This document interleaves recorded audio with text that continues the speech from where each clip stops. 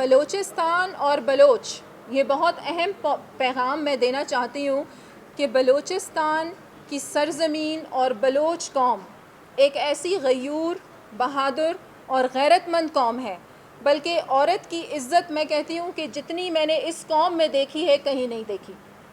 تو خواتین کو پہلے یہ ہمارے بچوں کو استعمال کر رہے تھے، اب یہ پھر ہمارے جوانوں کو استعمال کر رہے تھے، اب یہ خواتین کو اس میں انوالو کر رہے ہیں۔ تو میں نہیں سمجھتی کہ یہ بلوچ ہیں، کیونکہ بلوچ کبھی بھی اس قسم کی بے غیرتی نہیں کر سکتے۔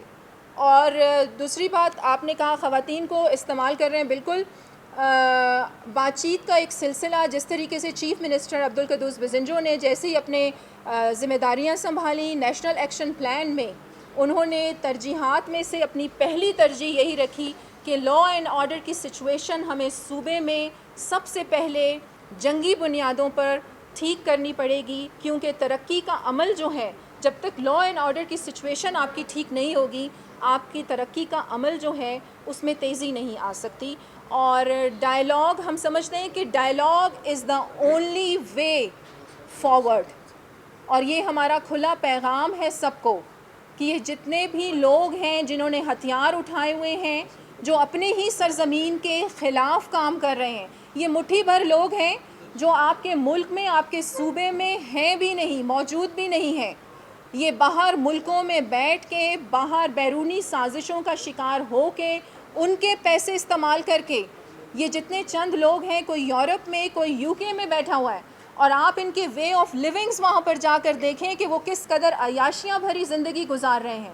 اگر ان کو اتنا ہی درد ہے بلوچستان کا اور بلوچستان کی عوام کا اور بلوچستان کے حقوق کی وہ بات کرتے ہیں، تو وہ آئیں اور بلوچستان میں رہ کے بلوچستان کے حقوق کی جنگ لڑیں۔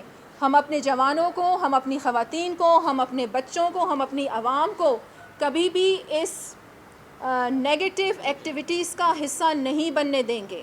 اور یہاں پر ایک بہت اہم بات میں یہ بھی ہائی لائٹ کرتی چلوں کہ ریکوٹک کا جو آپ لوگوں نے منصوبہ دیکھا، بڑی کامیابی کے ساتھ وہ سائن ہوا، مکمل ہوا۔ اب آپ یہ دیکھیں کہ کتنے ارب ڈالرز اس ملک میں آئیں گے، اور بلوچستان کی یہ جو وسائل ہیں، قیمتی وسائل ہیں، اس کی وجہ سے پاکستان اتنے بڑے جو جرمانہ پاکستان پر عائد تھا وہ معاف ہو گیا، وہ ختم ہو گیا۔ اب یہ انویسٹمنٹ بلوچستان میں آئے گی اور انشاءاللہ بلوچستان کا نقشہ بدلے گا۔ دیکھیں، آپ سب کو پتہ ہے کہ جو پارلیمانی لیڈر ہیں، میں آپ سے ہی سوال کرتی ہوں، پارلیمانی لیڈر کون ہے؟ میر عبدالقدوس بزنجو۔ اور جام صاحب کی طرف سے یہ جو دعوے ہیں، میرے خیال سے تو یہ دعوے ہی رہ جائیں گے۔